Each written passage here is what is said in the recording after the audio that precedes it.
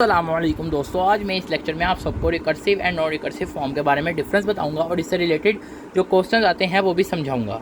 लेकिन उससे पहले जो मैंने आपको लास्ट लेक्चर्स में समझाया है उनके बारे में इंट्रो देना ज़रूरी है, ये इनके बारे में डिफरेंस समझने के लिए।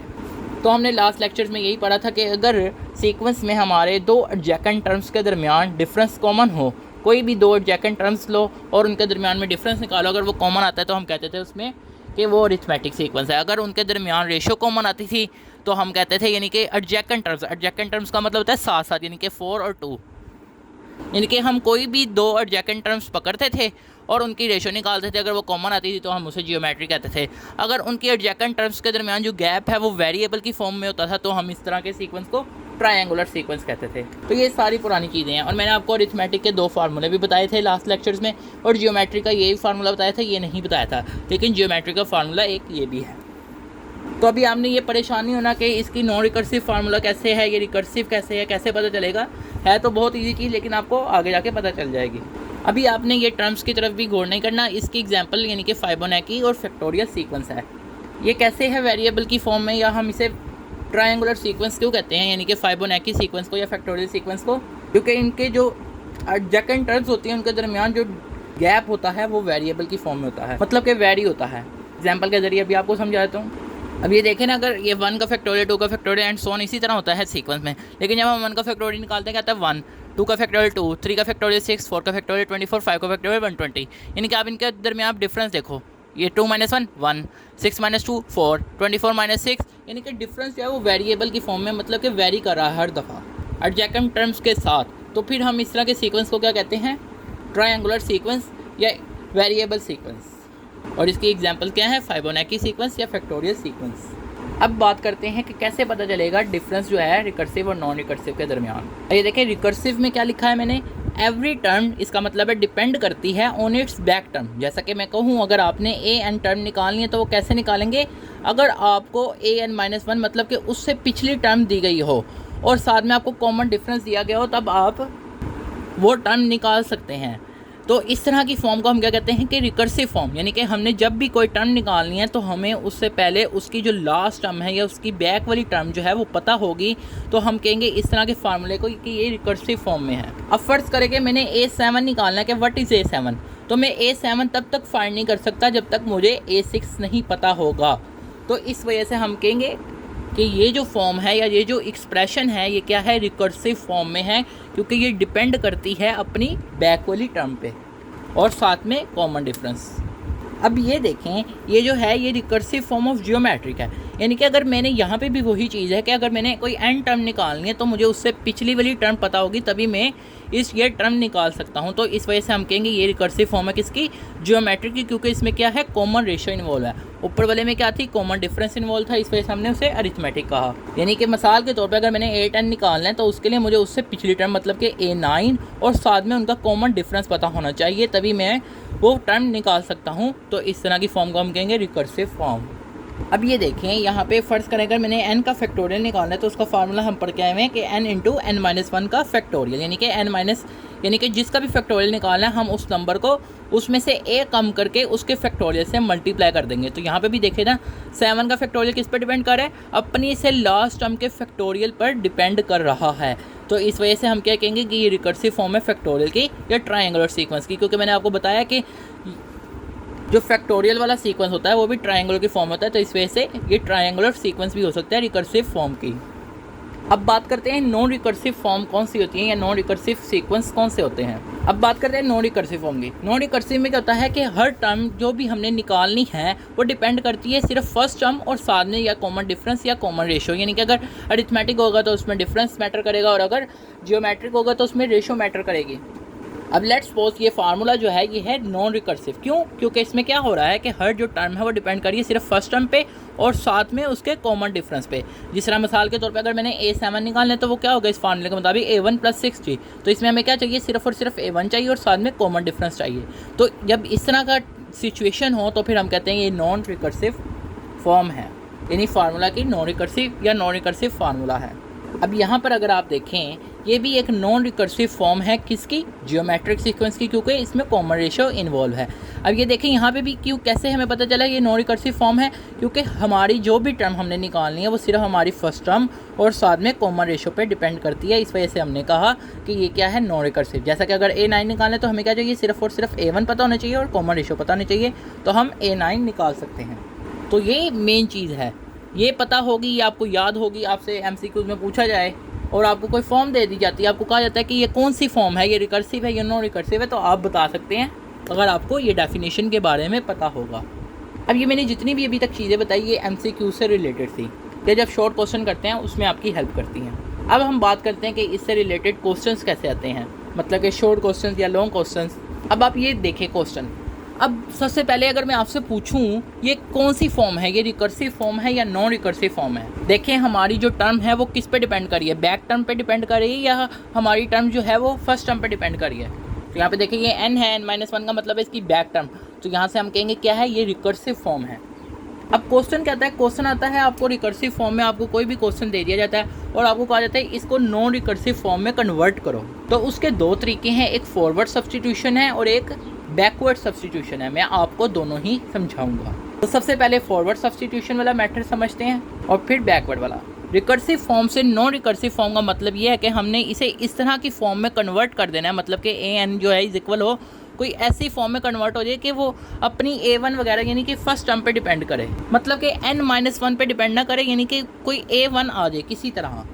तो कैसे करेंगे, बहुत ईजी है। एंड हमें इस क्वेश्चन में हमें फर्स्ट टर्म भी गिवन है, याद रहे कि ये रिकर्सिव फॉर्म है, लेकिन नॉन रिकर्सिव फॉर्म में कैसे होगा, मतलब कि कोई A1 यहाँ पे लिखा है, यानी कि A1 की फॉर्म यहाँ पे इक्वेशन में बनी हो। अब जैसा कि आपको A1 तो उसने गिवन दिया है, आपने A2 निकालना है, तो यहाँ पे सिंपली क्या करें, n की जगह 2 को पुट करें यहाँ पे भी, और आप देखें क्या बनती है आपकी इक्वेशन। तो बैकवर्ड सब्स्टिट्यूशन में सिर्फ हमने n की जगह वैल्यूज लिखने हैं 1 2 3 एंड सो ऑन। तो हमने यहाँ पे n की जगह 2 लिखा, तो यहाँ पे क्या होगा 2 - 1 1 हो जाएगा, A1 + 3। अब A1 उसने क्या दिया हुआ है 2, तो 2 + 3 लिख देंगे आप यहाँ पे। अब आप इनका सम नहीं करेंगे, बस यहाँ तक ही रखेंगे। इसी तरह A3 क्या होगा, n की जगह आपने क्या किया, सिंपली 3 को पुट किया, तो यहाँ पे क्या आ जाएगा n-1 की जगह 3 - 1 मतलब कि 2 आ जाएगा, और 2 + 3 मतलब कि 2 + 3 आ जाएगा A3 के इक्वल। अब आप देखें आपको A2 क्या दिया था, A2 जो है क्या दिया है 2 + 3, तो A2 की जगह आप क्या कर देंगे 2 + 3 लिख देंगे यहाँ पर। मतलब कि ये देखें A2 किसके बराबर था, वैसे 2 + 3 के, तो हमने A3 इक्वल है किसके, A2 + 3 के, तो A2 की जगह क्या आ गया 2 + 3 और साथ में क्या हो रहा है +3 हो रहा है, तो यहाँ पे +3 भी लिख दिया। इसी तरह आप क्या करेंगे, n की जगह 4 को पुट करेंगे, तो क्या आ जाएगा 4 - 1 A3 + 3। अब देखें A3 में क्या पड़ा था, A3 में क्या पड़ा हुआ है 2 + 3 + 3, तो आप A3 की जगह यहाँ पे A3 लिख देंगे, यानी कि उसकी ये लिख देंगे, नंबर्स लिख देंगे जिस तरह लिखे हुए हैं। तो ये देखें A3 की जगह क्या था, ये था, तो हमने A3 की जगह यहाँ पे ये लिख दिया, और साथ में +3 ऐड हो रहा है, तो 3 भी आगे लिख देंगे। अब यहाँ तक हो गया। अब आप इसको एक और वे में भी लिख सकते हैं, मतलब कि आपने ये टर्म्स देखे, आप देखें 3 जो है बार बार रिपीट हो रहा है, आप इनको दूसरे वे में इस तरह भी लिख सकते हैं। मतलब कि देखें यहाँ पे 3 क्या आ रहा था, एक दफ़ा आ रहा, तो मैंने 3 × 1 लिख दिया। इसी तरह 3 2 दफ़ा आ रहा है, तो 3 × 2 लिख दिया। 3 कितनी दफ़ा आ रहा है, 3 दफ़ा आ रहा है, 3 × 3 लिख दिया। अब एक किस्म का हमारा A2 क्या है, ये चीज़ है, A3 क्या है हमारे पास, ये है, A4 क्या है, ये है। अब यहाँ पे आप देखें, यहाँ पे A2 में, A3 में, A4 में क्या चीज़ है, हर चीज़ सेम है, 2 भी सेम है, 3 भी सेम है, 2 भी वही आ रहा है, रिपीट हो जा रहा है, लेकिन क्या है एक नंबर जो है वो बढ़ी जा रहा है, एक दफ़ा 1, एक दफ़ा 2, एक दफ़ा 3। ये देखें यहाँ पे अगर 2 है, यहाँ पे क्या है 1 है, यहाँ पे 3 है, तो यहाँ पे क्या है 2 है, यहाँ पे 4 है, तो यहाँ पे 3 है, मतलब कि एक कम है यहाँ पे।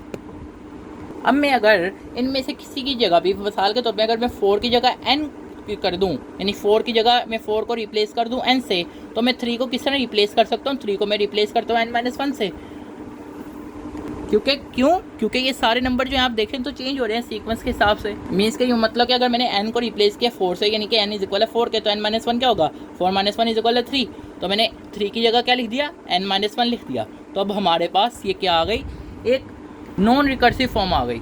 किस मेथड से आई है, बाय फॉरवर्ड सब्स्टिट्यूशन। अब आपका यहाँ पे क्वेश्चन होगा कि मैंने तो कहा था कि जो भी नॉन रिकर्सिव फॉर्म होगी, मतलब कि ये नॉन रिकर्सिव फॉर्म है ना, मैंने यही कहा था कि वो डिपेंड करती है कितने पे, अपनी फर्स्ट टर्म पे डिपेंड करती है। ये देखें मैंने कहा था A1 पे डिपेंड करती है, और साथ में कॉमन डिफरेंस। तो कॉमन डिफरेंस ज़रूरी नहीं कॉमन डिफरेंस हो, आप यहाँ पे इस तरह भी कुछ भी लिख सकते हैं, मतलब कि जो आ रहा है उसका मतलब ये है कि नॉन रिकर्सिव है। नॉन रिकर्सिव इस वजह से क्योंकि यहाँ पे हमारी जो टर्म है, एन टर्म जो है वो डिपेंड नहीं कर रही अपनी बैक टर्म पे। ये देखिए ये है an, ए की बेस n है और यहाँ पे ए की बेस नहीं है, यहाँ पे सिर्फ n-1 है सिंपली। अगर यहाँ पर a की बेस में n-1 होता तब हम कहते हैं कि ये रिकर्सिव फॉर्म है, लेकिन यहाँ पे a की बेस में नहीं है, ये सिंपली n-1 है जो कि मल्टीप्लाई हो रहा है। और ये देखें हमने a1 की जगह 2 को रिप्लेस किया था तो ये वही 2 है, तो मैं अगर 2 की जगह a1 को रिप्लेस कर दूँ तो देखें हमारी कंडीशन जो है वो मीट कर गई, यानी कि क्या हो गई, हमारी नॉन रिकर्सिव फॉर्म बन गई। तो इस तरह के मेथड को हम फॉरवर्ड सब्स्टिट्यूशन कहते हैं। अब ये देखें ये है बैकवर्ड सब्स्टिट्यूशन से अब हमें करने लगा हूँ। अब बैकवर्ड सब्स्टिट्यूशन के लिए ना आपने रफ वर्क में थोड़ा सा काम करना है, मतलब कि आपने पेपर में लिखना नहीं है, लेकिन just for the sake of understanding मैं आपको यहाँ पे एक रफ फॉर्म में करवा देता हूँ। फॉर्म में हमने क्या करना है, आपने an-2 निकालना है, an-3 एंड an-4, बस 3 टर्म्स निकाल लेनी है। मतलब कि आपको जो दी हैं उससे आगे, मतलब कि उससे पीछे यानी कि। तो मैंने वैसे क्वेश्चन आपको लास्ट लेक्चर में भी समझाया था, लेकिन दोबारा बता देता हूँ। आप क्या करें, आप एक किस्म का n की जगह n-1 को रिप्लेस करें। तो यहाँ पे आप क्या करेंगे, n की जगह n-1 को रिप्लेस करेंगे।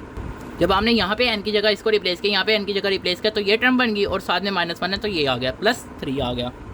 तो ये यहाँ पर मैंने जितना भी काम किया है ये सारा रफ वर्क है, मतलब कि यहाँ से लेकर यहाँ तक ये देखें ना, n-1 की जगह -2 +3। इसी तरह जब मैं an-2 निकालूंगा तो वो इसके बराबर होगा, an-3 निकालूंगा इसके बराबर होगा, और इस तरह an-4 निकालूंगा तो इसके बराबर होगा। तो ये सारा काम क्या है, रफ वर्क है। मैं सिर्फ आपको समझाने के लिए यहाँ पे इसे इक्वेशन 1 कह रहा हूँ, इसे equation A, B, C and D कह दिया। आप जो मर्जी नाम रख लें, आपकी अपनी मर्जी है। अब हमारी इक्वेशन ए डी जो है किसके बराबर है, an-1 किसके बराबर आ रहा है, an-2 +3 के। तो मैं क्या करूँगा, an-1 यहाँ पे जो है यानी कि इसको इक्वेशन को इसमें पुट कर दूँगा।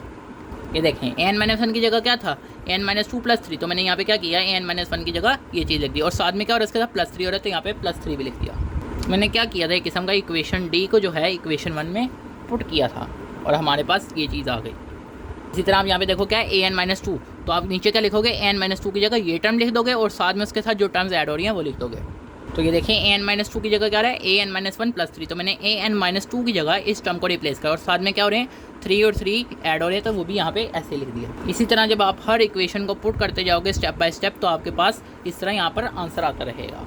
अब मैं इन टर्म को ऐसे भी तो लिख सकता हूँ, an-2 +3 जो है 2 दफ़ा आ रहा है तो मैंने 3 × 2, इसी तरह ये 3 यहाँ पे क्या रहा है, 3 दफ़ा आ रहा है n-3 के साथ तो मैंने n-3, इसी तरह एंड सो ऑन, यहाँ तक मैंने इस तरह लिख दिया।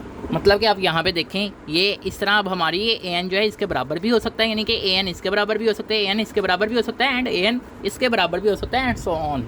अब यहाँ पे आप एक चीज़ रियलाइज़ करें, देखें an-2, देखें n- के साथ जो चीज़ है वही यहाँ पे आ रही है। यहाँ पे देखें 3 आ रहा है तो यहाँ पे 3 आ रहा है, यहाँ पे क्या आ रहा है 4 आ रहा है, यहाँ पे भी 4 आ रहा है, यहाँ पे 5 आ रहा है, यहाँ पे भी 5 आ रहा है। अब हमने नॉन रिकर्सिव फॉर्म में कन्वर्ट करना है, तो मैंने इसमें क्या कहा था, नॉन रिकर्सिव फॉर्म में हमें क्या चीज़ चाहिए होती है, a1 चाहिए होता है। मतलब कि हमने इस टर्म को an को a1 में कन्वर्ट करना है, यानी कि ये an- जो भी चीज़ है इसे मैंने a1 में कन्वर्ट करना है। तो कैसे करते हैं वो भी बहुत ईजी है। अगर मैं इस 5 की जगह n-1 को रिप्लेस कर दूँ, मतलब कि फिर मैं यहाँ पे भी 5 को n-1 में रिप्लेस करूँगा। क्यों? क्योंकि बाकियों में देखो अगर 4 है तो 4 हो रहा है, 3 है तो 3 हो रहा है, तो यहाँ पे भी अगर मैं इसकी जगह n-1 को रिप्लेस करूँगा तो यहाँ पे भी n-1 को रिप्लेस करूँगा। अब यहाँ पे देखें ना, n-1 करेंगे क्या जगह, बाहर जो भी साइन है वो चेंज हो जाएंगे, अंदर जो है सॉरी, तो n-n+1 हो जाएगा, तो n-n से कट जाएगा तो पीछे क्या बचेगा, +1 बचेगा। तो यहाँ पे क्या हो रहा था, a की बेस में हो रहा था, मतलब कि यूँ हो रहा था, तो इस तरह a की बेस में क्या 1 आ गया। किस तरह, जब हमने n को रिप्लेस यानी कि 5 को रिप्लेस किया n-1 से, तो यहाँ पे भी रिप्लेस कर दिया था हमने। तो ये देखें अब ये हमारे पास an क्या आ गया, यहाँ पे जब हमने इसको सॉल्व किया तो क्या बन गया, a1 + 3 × n-1। तो अब ये देखें हमारे पास ये नॉन रिकर्सिव फॉर्म आ गई है बाय बैकवर्ड सब्स्टिट्यूशन। तो आई होप आपको ये लेक्चर समझ आया होगा। आप सब दोस्तों का लेक्चर सुनने का शुक्रिया। इंशाल्लाह मैं नेक्स्ट लेक्चर में इससे रिलेटेड कुछ और क्वेश्चन करवाऊंगा ताकि आपकी मज़ीद प्रैक्टिस हो, और आप सबसे जितना हो सकता है अपने दोस्तों के साथ ये लेक्चर शेयर करें।